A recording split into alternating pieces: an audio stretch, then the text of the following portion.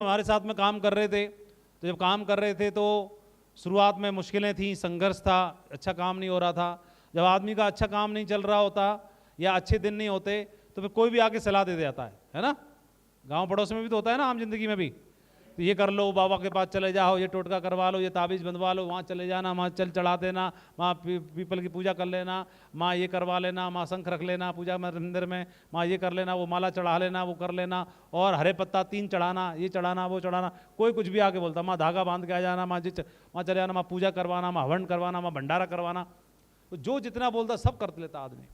किसी को बीमारी है, किसी को ठीक नहीं हो रही, बोले उस डॉक्टर पे जाना, उस हकीम पे जाना, उस वैद्य पे जाना, ये जाना, उल्टा होके लटकना पेड़ पे, तो वो बेचारा उल्टा होके भी लटक जाएगा पेड़।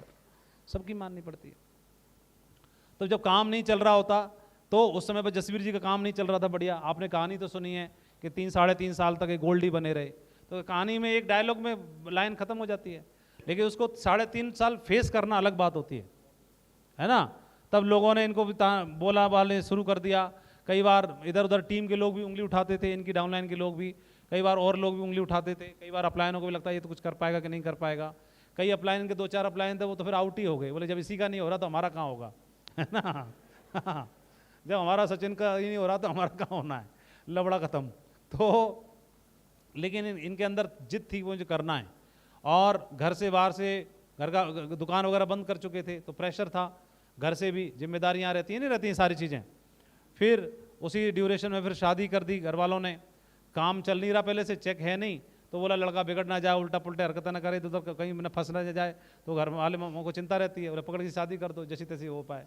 तो सिस्टर की शादी हो रही थी, खर्चा बचेगा उसी में इसकी भी कर दो, एक ही दावत में काम हो जाएगा। उसी में लपेट लपाटा कर दिया इसका, इनका भी, है ना। और शादी वादी कर दी, सारी चीज़ें कर दी। तो अभी प्रेशर है। अभी कोई काम करेंगे तो या दूध का काम करें या दुकान चलाएं, कहीं नौकरी करें, तो मालूम है 5-7 हज़ार की 10 हज़ार की नौकरी मिलेगी, इतना ही काम होगा मुश्किल से। और कुछ करना है, जब यहाँ इतने लोगों का हो रहा है तो हमारा भी होगा। आज नहीं हो रहा तो एक दिन होगा। मेहनत करने के लिए हम तैयार हैं, मेहनत करने के लिए तैयार थे, लेकिन उस ड्यूरेशन में भी अपने आप को समझाना, घर वालों को समझाना, बीवी को समझाना, अपलायनों को समझाना, डाउनलाइन को समझाना, एक बहुत बड़ा चैलेंज होता है। पैसा आपके पास है नहीं, और जो भी कुछ करना है आपको कर्जा होगा, तो या तो किसी और से लोगे या घर वालों से लोगे, एक तरह कर्जा ही है। घर वाले बोले तो उड़ा रहा है पैसे को। लेकिन उस हाल में कभी भी ये आदमी 80% लोग क्विट कर देते हैं, नेगेटिव हो जाते हैं, डिप्रेशन में हो जाते हैं।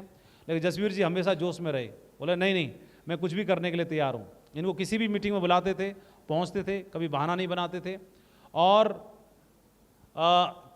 इनके पास पैसा है नहीं है, ये इनके पास में चाहे विदाउट टिकट जाना पड़े ट्रेन में बैठ के लेके जाते थे। चाहे कहीं मीटिंग पहुंचना है, जिम्मेदारी लेना अपनी टीम की, पैसा नहीं होने के बावजूद भी। एक लेग में इनका काम चल रहा था खुर्जा बुलंदशहर के आसपास, और एक लेग में इनका काम नहीं चल पा रहा था, तो पैसा नहीं आ रहा था।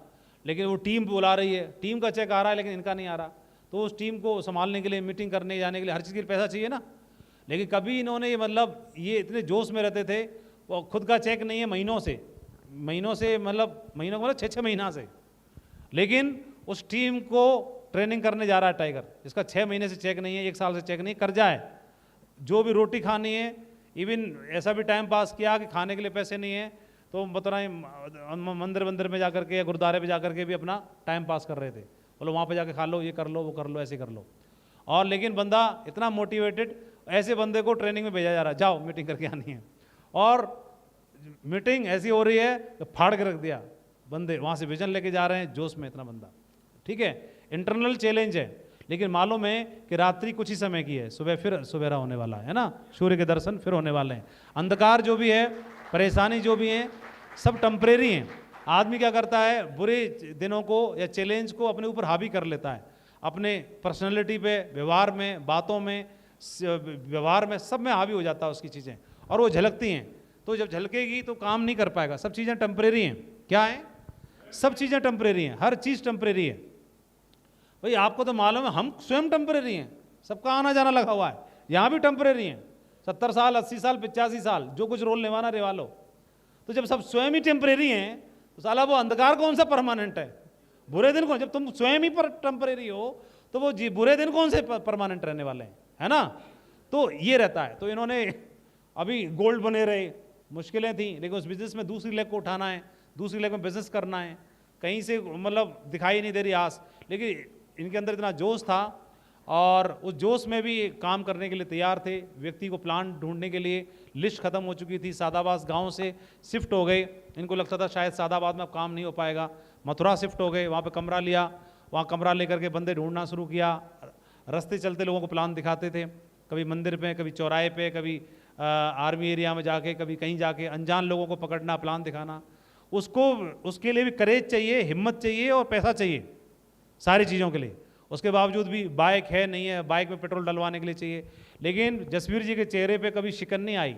हमेशा जब वो कोई व्यक्ति इनसे बात कर ले, वो सामने वाले को सेट कर दिया करते थे। और उन्हीं ड्यूरेशन में इनको मथुरा में से इनको ज्वाइनिंग मिली और उसी में से इनको फिर राहुल जी और नितिन जी के माध्यम से इनको नेटवर्क मिला। नितिन जी को इन्होंने ज्वाइन कराया, नितिन जी आए, नितिन जी के साथ काम होना शुरू हुआ। इन्हीं की टीम में माध्यम से फिर एक फौजी मिले, क्या नाम था उनका, सैलन जी मिले, और उसके माध्यम से फिर ओमवीर जी मिले, उनके माध्यम से फिर ये जोधपुर शिफ्ट हुए। कुछ नहीं था उसके बावजूद भी जोधपुर शिफ्ट हो गए, एक आदमी के लिए। कितने के लिए? सिर्फ एक आदमी के लिए। वहाँ रूम लेकर के रहने लगे।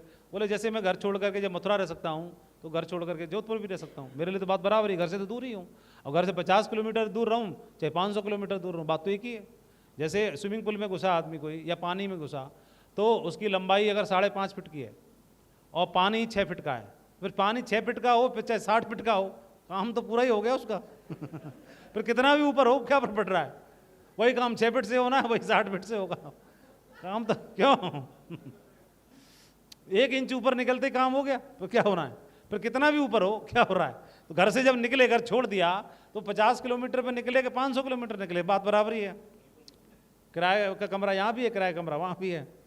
तो मैं जरूर चाहूँगा, तो उस ड्यूरेशन में जसवीर जी ने बिजनेस को बिल्डअप किया, और ऐसा बिल्डअप किया कि सबको दांतों तले उंगली दबानी पड़ी, पूरे हिंदुस्तान में नेटवर्क बना के दिखाया। तो मैं जरूर चाहता हूँ कुछ चीज़ें, की पॉइंट उसमें से शेयर करें जसवीर जी हमारे साथ में, ताकि इन लोगों को विजन मिलेगा। तो जोरदार तालियां होनी चाहिए। Youth icon, role model of industry, youngest UCA, हमारे Jasveer ji on the stage.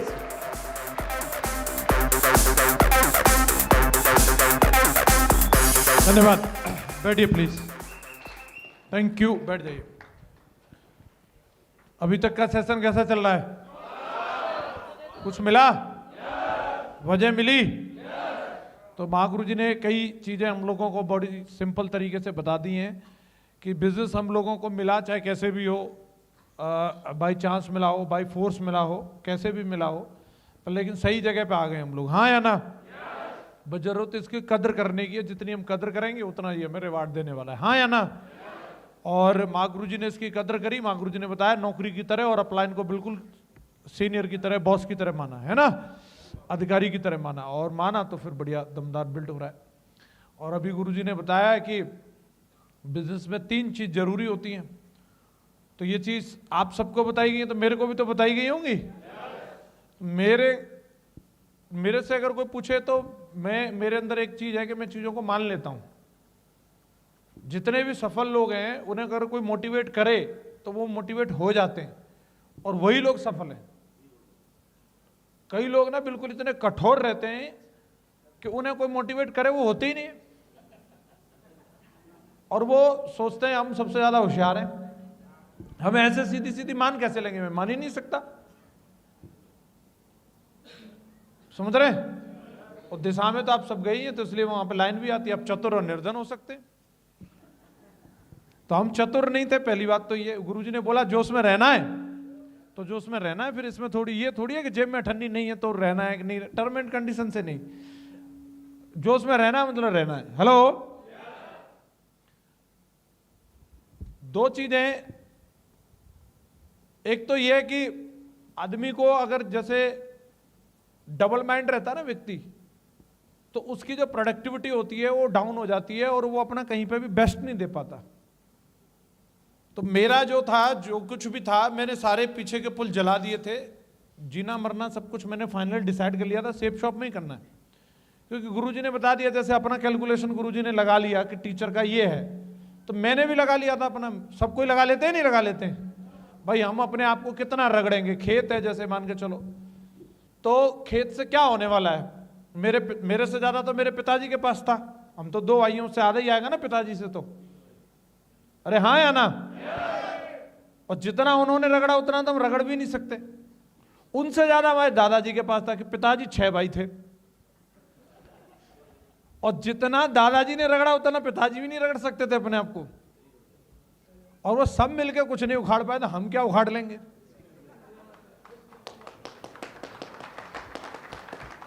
बताओ, अगर हम ज्यादा वीर बहादुर बन रहे हैं तो हम उनकी मेहनत पर शक कर रहे हैं। खूब मेहनती कम रहे होंगे। मेरी नजरों में तो हमारे दादाजी खूब मेहनती थे, पिताजी भी खूब थे, और मैक्सिमम पोटेंशियल देख लिया उन्होंने, यहां से कुछ नहीं होना जाना। तो हमने भी समझ लिया मैं खामखा गड्ढे में कूद के क्यों हिसाब लगाना, पहले से हिसाब लगा लो कि सही है यहाँ। तो मैं फुल कन्विंस था इस बिजनेस को लेकर के, मेरे अंदर रत्ती भर भी डाउट नहीं था। और जब भी व्यक्ति डाउट रखता है कि मैं ये करूं कि वो करूं, तो उसका एक्साइटमेंट ऑटोमेटिक कम हो जाता है। वो फिर उतने मन से उस चीज को कर नहीं सकता। चल तो रहा है लेकिन मन में अगर वो शंका लेके चल रहा है होगा कि नहीं होगा वाले उसमें, तो मैं आपको बता दूं कि मुझे तकरीबन 5.5 साल लगी थी डायमंड बनने में। और मैं ये आज नहीं कह रहा, मैं उस दिन भी बोलता था अगर मुझे 50 साल भी लगती डायमंड बनने में तो भी मैं डायमंड बनता। मतलब मैं ये इरादा लेके चला था, और मैंने इसकी भी हिसाब किताब पूरी लगा रखी थी। घटा नहीं था 50 साल में भी डायमंड बनने में, बिल्कुल मेरा माइंडसेट था। तो सिंगल माइंड था। नंबर 1 बात तो ये है कि डिसाइड करना जरूरी है अपनी जिंदगी में, कि कंफ्यूजन में ही रह जाते हैं हम लोग।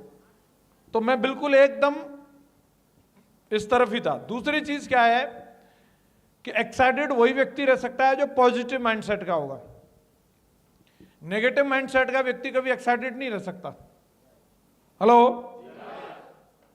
और अपना जो भी मानो, इसे वरदान मानो या अपने आप को कन्विंस करने वाली बात मानो, जो भी है। हम तो तब भी अपने आप को कुछ नहीं मानते थे और अभी भी कुछ नहीं मानते।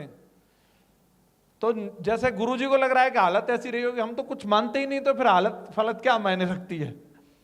हेलो? कुर्सी आगे मिली पीछे मिली, ये वो सोचता है जो कुछ मानता है। हेलो? और जो व्यक्ति कुछ मानता ही नहीं, उसे कुर्सी ना भी मिले वो यहां भी बैठ जाए, क्या दिक्कत है? लो जी यहां बैठा है, उसे दिक्कत थोड़ी है। यहां क्या है? बोले कुछ मानता ही नहीं तो, लेकिन मानता है तो सोचेगा अच्छा गंदा तो नहीं है, यहीं बैठ जाऊं, उसको देख इसको देख। हेलो?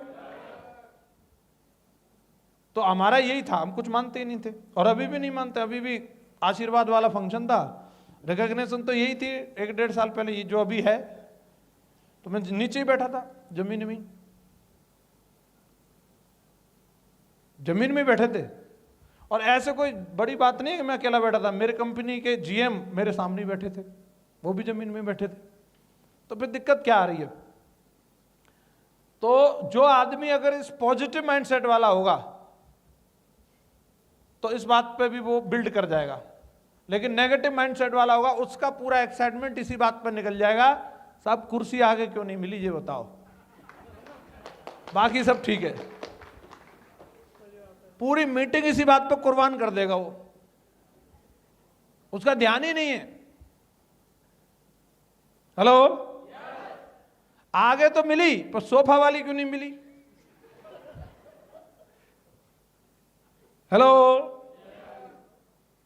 तो कुछ भी वजह हो सकती है। कुल मिलाकर के अपना माइंडसेट हर चीज को लेकर के पॉजिटिव था। खाना मिल जाए तो ठीक है, नहीं मिल जाए तो ठीक है। पहली बार महागुरु जी हमें लेके गए थे 24 अक्टूबर 2004 को वहां पे ग्वालियर में। मैं पूरे जीवन में पहली बार इतनी दूर की यात्रा करी। मैक्सिमम मैंने बारात में यात्रा करी थी और आगरा से दूर कभी बारात गई नहीं। तो मैं जीवन में पहली बार ग्वालियर गया, ठीक है। और ग्वालियर जब मैं गया और इतना गुरुजी लोगों ने प्रमोशन किया 5 स्टार होटल, वैसे वो मुझे नहीं पता था वो कितने स्टार है, पर वो हमारे हरेंद्र सर तो बोले 5 स्टार ही है पूरा। हम जानते नहीं 5 से नीचे भी कोई होता होगा, 3, 4 नहीं, हम 5 ही है। तो मैं इतना खुश, 450 का पास, उस समय बड़े रकम होती थी 450 भी, पर मैंने पिताजी से वसूल कर लिए कैसे भी मुझे चाहिए, मैं रोटी नहीं खाऊंगा, मुझे 450 रुपये नहीं मिले तो बोले यार ठीक है ले ले। मैंने सबसे पहले पास किया। मैं इतना जोश में कि मैं जाऊंगा होटल सीता माइनोर, भाई वाह 5 स्टार में मैं जाऊंगा। साला खन्ना बुद्धा मुन्ना पप्पू को तो मैं कुछ समझ ही नहीं रहा, तुम तो कुछ हो ही नहीं, मैं जा रहा हूं। और वहां गए हम, वहां हमें एंट्री नहीं मिल रही, इतनी भीड़ मच रही वहां। पहले तो हम सोच रहे खाना कहाँ है हमारा, और खाने में से ऐसे फेंक रहे जैसे बिहारी जी के दर्शन में से फेंक देते ना, चले अगार बढ़। वो मैंने तो देखे भी नहीं, अरे देख लिए इतने दर्शन होते। पहलवान से खड़े रहते ना वहां आके, पकड़ पकड़ के फेंकते रहते ऐसे हो। ऐसे ही हो रहा वहां, हमें खाना मिला ही नहीं। तो कुल मिला के गुरुजी बोले खाना खाने थोड़ी आए, फंक्शन अटेंड करने आए। तुरंत पॉजिटिव, हमें बिल्कुल नेगेटिव नहीं हुए कि हमें खाना नहीं मिला। हम सादाबाद से ग्वालियर तक के भूखे, फिर भी भूखे रहे। फंक्शन में पहुंचे में यहाँ तो कुछ मिलेगा, वहां सीट नहीं मिली। गुरुजी कह रहे तुम्हें काहे की टेंशन, तुम तो खुद ही चलते फिरते स्टैंड हो, इतने लंबे आदमी हो, कहीं खड़े हो जाओ, तुम्हें तो वहीं से दिखेगा।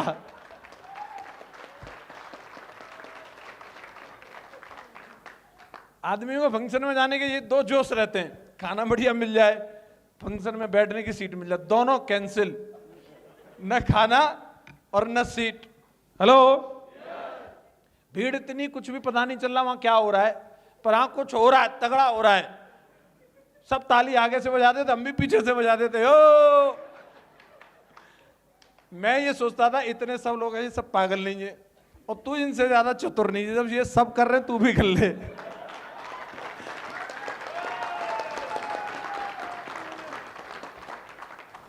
थोड़ा बिजनेस में धीरे धीरे आगे बढ़े, थोड़ा गुरुजी लोगों के करीब आने का मौका मिला, गुरुजी लोगों के बारे में जानने का मौका मिला। गुरुजी जितनी सिंपल तरीके से सारी चीजों को अपने बारे में बता रहे हैं, सिगरेट सिगरेट, तो गुरुजी तब भी चलो सिगरेट तो सही, अब हमारा अगर बात करोगे, गुरुजी ने तो देखो मैं बता रहा हूं, गुरुजी ने तो IAS PCS के भी फार्म भरे हैं।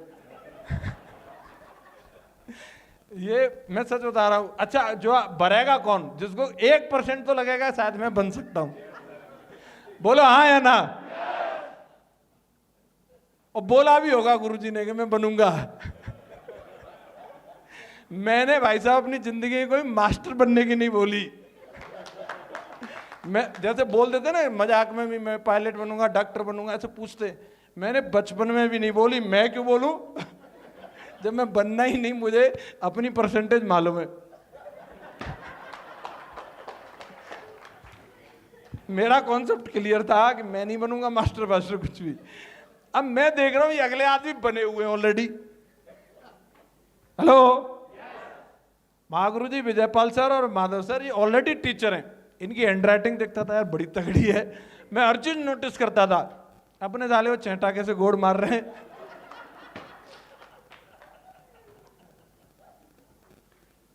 मेरे पिछले 19-20 साल में, मेरे जीवन में, मैं मानता हूं मेरी जिंदगी में सबसे बुद्धिमान आदमी यही दो लोग हैं।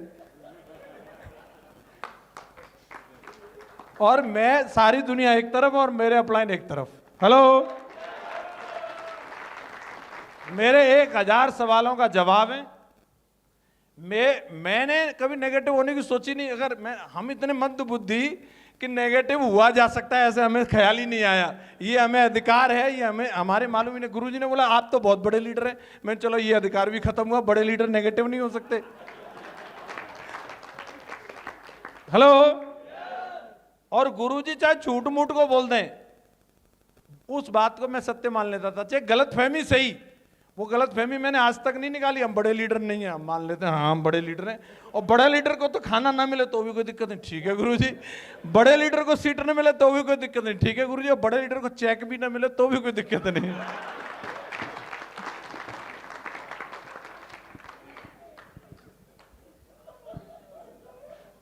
और मैं एक बात जानता हूं,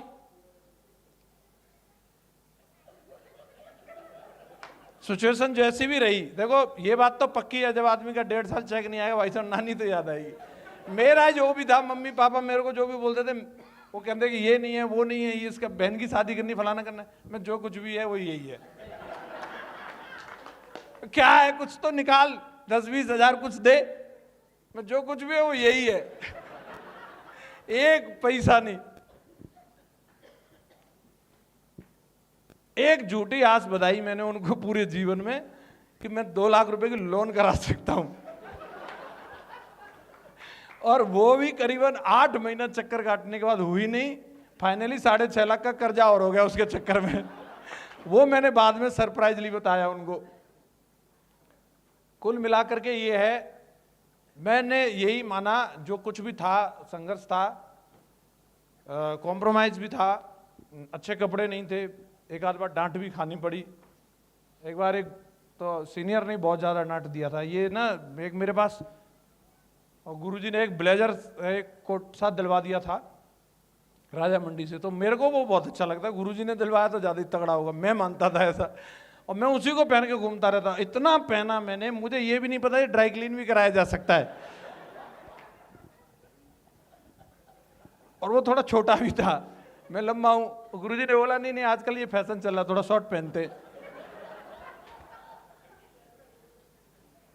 मैंने उसके पीछा नहीं छोड़ा। आखिरकार उनका भी जो देखते थे मुझे, उनका भी सब्र का बांध टूट गया। उन्होंने मुझे डांटा, दोबारा तो ये ब्लाउज सा पहन के आया ना, ये अब सुन लो, तुम लोग ताली बजा रहे हो तो साले तेरी एंट्री नहीं होगी मीटिंग में। ये बोल के वो निकल गए वहां से। मैं वहां खड़ा खड़ा रो गया। उसके बाद फिर मैं गया नल पे पानी वानी से मुंह धोया। मैंने कहा कोई बात नहीं गुरुजी, एक दिन साला कोट की फैक्ट्री लगा देंगे, कोई दिक्कत नहीं। तो ये नहीं सोचा बोले यार साला तुम्हारी तो कंपनी में काम कर रहे हैं, कोई नया कोट नहीं तो तुम दिलवाओ। जो ठीक है, मतलब और भी बहुत, मतलब एक चीज नहीं है, कुल मिलाकर के अपना हर चीज में पॉजिटिव ढूंढ लेना। हेलो, ये अपना माइंडसेट रहा शुरू से, और यही माइंडसेट था और इसी की वजह से काम हो गया। और अगर होने के लिए तो नेगेटिव आदमी क्या है, छोटी सी बात पे भी नेगेटिव हो सकता है, हाँ या ना। महागुरु जी हमेशा बोलते हैं बनानी और बिगाड़ने वाली बात होती है। तो हमने तो एक बात ठान ली थी जयपाल जी, हमें तो बनानी है। हेलो, तो निभानी है तो आदमी कैसे भी निभा लेगा, हाँ या ना। जैसे मियाँ बीबी को निभानी होती है, उसको पता है मुझे भी इससे बढ़िया मिलेगी नहीं, और इसको भी मुझे छोड़ के जाना नहीं, क्योंकि जाना होता तो चली जाती है अब तक। तो कुछ दिन रहता, कुछ दिन ही रहती है, फाइनली फिर हो ही जाता है सॉरी सारी बोल बाल के, बर्तन वर्तन खटका खुटकू के। तो अपना भी वही है, अपने को मालूम है इससे बढ़िया कुछ है ही नहीं अपने लिए। तो फिर खामोखा नाटक किस लिए करना, जो कुछ भी करना दमदारी से इसी को करना है। हेलो, दूसरी बात मैं एक चीज कहना चाहूंगा कि मैंने जो कुछ भी मैं कर सकता था उसके लिए मैंने अपना बेस्ट दिया। मुझे ये नहीं मालूम कि भाई वो कितना अच्छा है, मैं अभी भी दावा नहीं करता इस बात का, पर मैंने अपना जितना मैं कर सकता था, क्योंकि मुझे पता था ये लास्ट चांस है, जिंदगी ज्यादा मौके नहीं देती। पहले मौका दिया पढ़ाई लिखाई का, सबको मिला, हम हाँ या ना।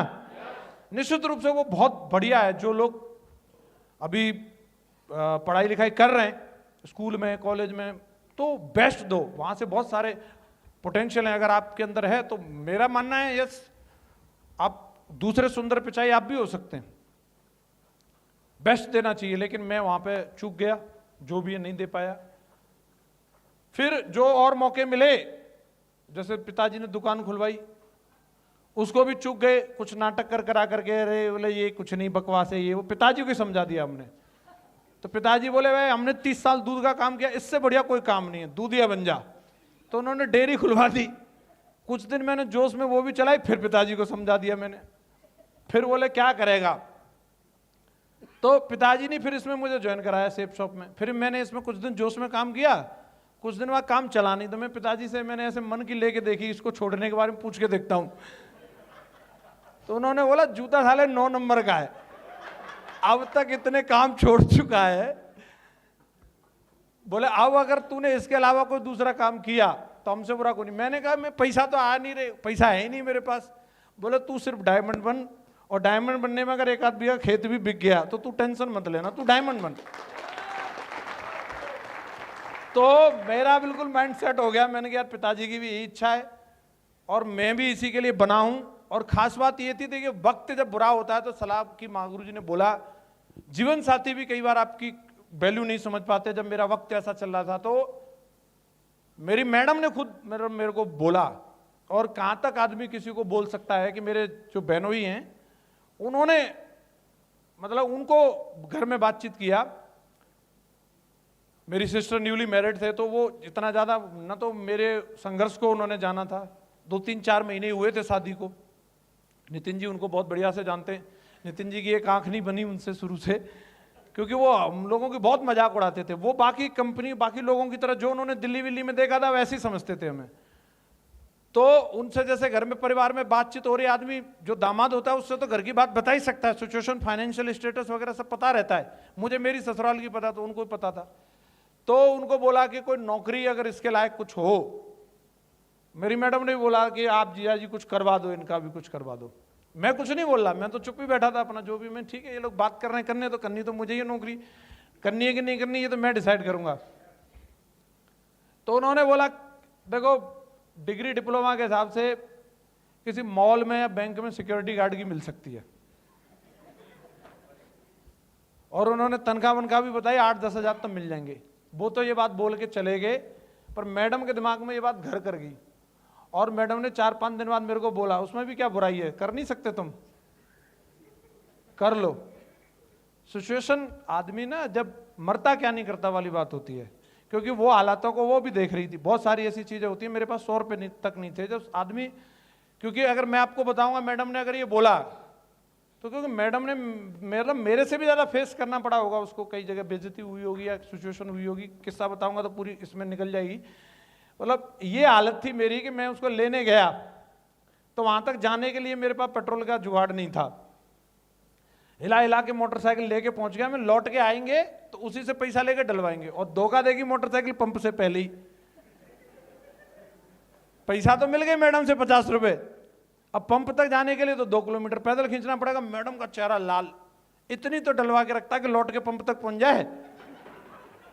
अब वो इतना गुस्सा कर रही कि मैं, अब क्योंकि भाई उसकी घर है वहां पे, तो जहां उसका मायका रहता वहां एक थोड़ी रेपुटेशन तो रहती है, झूठी सही सच्ची सही।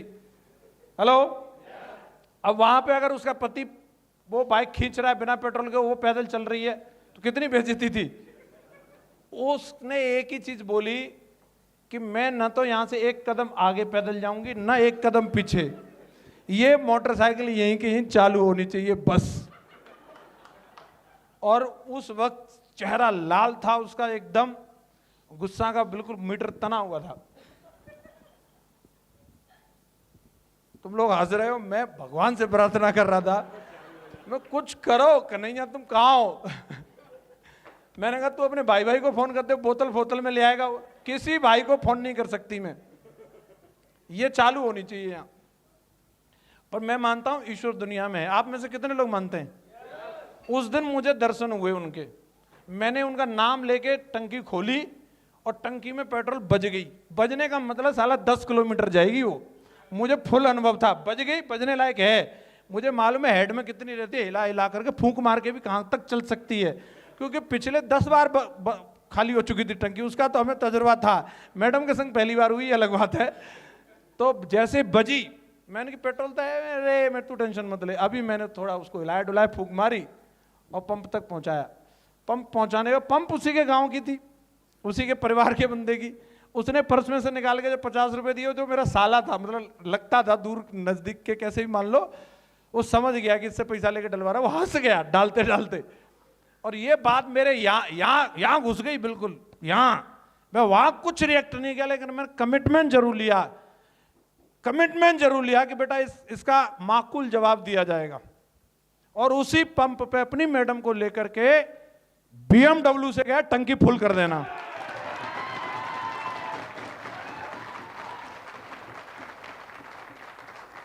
तो जिंदगी है साहब। अब मैं जानता था कि अभी लोग मेरे बारे में कुछ भी बोले, पर लेकिन 3 साल से जिस चीज के लिए मैं ट्रेंड हो रहा हूं, महागुरु जी लोगों की ट्रेनिंग ले रहा था लगातार, ग्रेवाल सर की, महागुरु जी, जैन साहब की, सब लोगों की, जिस चीज के लिए मैं ट्रेंड हो रहा हूं, प्लान करने के लिए, फॉलोअप करने के लिए, मीटिंग करने के लिए, मैं जिस चीज के लिए ट्रेंड हो रहा हूं, मेरा कोर एरिया जो है मुझे उसी में परफॉर्म करना चाहिए। रिजल्ट नहीं आ रहा है ये अलग बात है, लेकिन आएगा, इस बात का मुझे पूरा भरोसा है।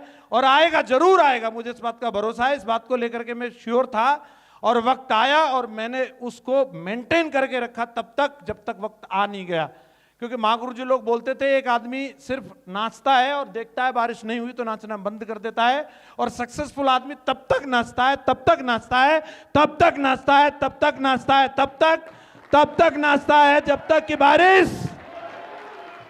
और मैं उन्हीं में से था। हेलो, मैं मतलब बारिश होगी तब, मतलब होगी कैसे नहीं, मैं नाचता ही रहूंगा। और मेरा कोर एरिया यही था, और मेरे को मालूम था अगर मैंने अभी प्रोफेशन चेंज किया तो जिंदगी सिर्फ प्रयोगशाला बन के रह जाएगी और इससे ज्यादा कुछ नहीं। तो इसलिए मैंने जिस चीज के लिए खुद को ट्रेंड किया था, प्लान, फॉलोअप और नेटवर्क मार्केटिंग के लिए मैंने ट्रेंड किया था, एक शुरू के 3 से 4 साल में 1 लाख सेट हुई। फिर मुझे मालूम था ज्यादा वक्त लगेगा नहीं, फिर अगले 1.5 साल में दूसरी लेकर ऐसी सेट करी कि उसमें सीधा डायमंड आया। आप में से बहुत सारे लोग इस तरीके के संघर्ष में होंगे, लेकिन कोई बात नहीं, आपकी ट्रेनिंग तो चल रही है या नहीं चल रही है? आप जो महागुरु जी बता रहे हैं, सिर्फ हमें फॉर्मेलिटी के लिए उन चीजों को नहीं करना है। रिजल्ट नहीं आ रहा तो कम से कम अपने आप को ऐसा ट्रेंड तो करो, ऐसा ट्रेंड तो करो, इतना ट्रेंड तो करो, इतना ट्रेंड तो करो, इतना ट्रेंड करो। मैं जब फिर मेरे कपड़े अच्छे नहीं थे, उसकी वजह से मेरी अक्सर बेइज्जती होती रहती थी। जब हम जोधपुर में गए, वेन्यू में मेरे को वैन कर दिया, सिर्फ मेरे कपड़ों की वजह से। सिर्फ कपड़ों की वजह से, अच्छे कपड़े नहीं है, आप आ नहीं सकते। आज भी मेरी बटन टूट गई है, आप मत भगाना मेरे को। ये हालांकि अभी टूटे, कोट नया है वैसे। तो ये अक्सर होता रहता था मेरे साथ। कपड़ों की वजह से मेरे को वहां पे आने से मना कर दिया था।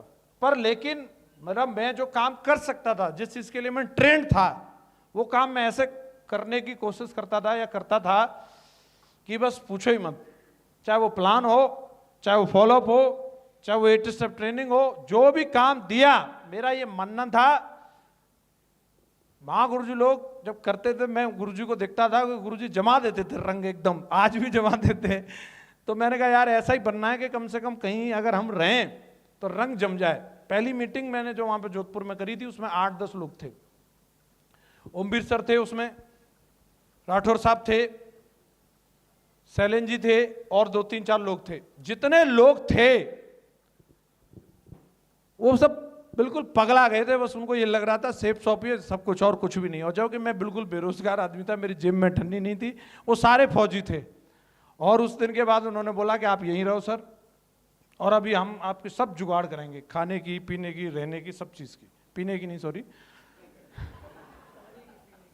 तो वो सब वहां पे रहा मैं। और एक ही चीज थी जो मेरे को वहां पे रोका, जिस चीज ने, वो था मेरे काम को लेकर के मेरे अंदर जो एक्साइटमेंट था, उसको लेकर के वो लोग फिदा थे। और मेरा ऐसा मानना है, अगर आप रोती हुई शक्ल लेकर के काम करोगे तो रिजल्ट नहीं मिलेगा। काम करो, इतनी प्रफुल्लित होकर के करो, जैसे महागुरु जी ने बोला, अगर जा रहे हो तो फिर उंगलियां मत डुबो, फिर डूब गई करो। और सफलता इसी चीज से मिलने वाली है। जीवन में जिस सेक्टर के अंदर सफल हो गए लोग, जहां पर भी वो उस चीज में डूब गए, वो सफल हो गए। क्या कर गए? मैं सुना नहीं मैंने। क्या कर गए वो? और लोग डूब रहे हैं। कोई जाम में डूब रहा है, कोई शाम में डूब रहा है, कोई किसी की आंखों में डूब रहा है। वहां नहीं, अपने काम में अगर डूब गए तो सफलता मिल जाएगी। मैं बस यही कहूंगा और महागुरु जी को बुलाऊंगा कि मैंने जो काम किया है, मैं सच बता रहा हूं, दिल से बता रहा हूं, मैं डूब के ही किया है। ये है। परिस्थितियां मेरे हाथ में नहीं थी, परिस्थितियों को मैं कंट्रोल नहीं कर सकता था, लेकिन हाँ, उस पर क्या रिएक्ट करना है इसको मैं कंट्रोल कर सकता था। आज भी और आगे भी आपके जीवन में कभी दुख रहेगा, कभी सुख रहेगा, कभी सफलता रहेगी, कभी विफलता रहेगी, लेकिन उस पर रिस्पॉन्स क्या करना है ये हमेशा आपके हाथ में। हाँ या ना? एक्ट हो जाना वो हमारे हाथ में नहीं है। वो एक्ट कुछ भी हो सकता है, घटनाएं कुछ भी हो सकती हैं, बट उन घटनाओं पे हम क्या रिएक्ट करने वाले हैं ये हमेशा हमारे हाथ में। महागुरु जी हमेशा बोलते हैं बारिश हो रही है उसको हम नहीं रोक सकते, लेकिन बारिश के हिसाब से मूड को तो बना सकते हैं। यार पकौड़े होने चाहिए, हो तो रही, कम से कम इसका फायदा लिया जाए। हाँ या ना? तो जो हो रहा है, तो मैं उस वक्त में जो चल रहा था मेरा दौर असफलताओं का, मैं एक एक चीज को एक एक पन्ने पर लिख रहा था। मैं बेटा एक दिन ना ये पूरी किताब बनेगी, साला सुनाने के काम आएगी। मैं चलने दो, अभी इसमें कितने पन्ने जुड़ रहे हैं और आज भी हेलो हेलो और आज भी ये कार्यक्रम जारी है। आज भी पन्ने लिखने का मामला बस यहां छुपा के रखते हैं, वक्त आने पे माकूल जवाब देते हैं। वक्त की बात है, अभी आपका हो सकता है कि वही वाला फेस चल रहा हो जो मेरा चल रहा था 2006-7 में, बदल जाएगा, चिंता ना करो। महागुरु जी हमारे साथ हैं, इतने ग्रेट द्रोणाचार्य, हम सब अर्जुन की तरह परफॉर्म करेंगे। यस या नो? तो चलिए ग्रेट महागुरु जी को बुलाते हैं, फिर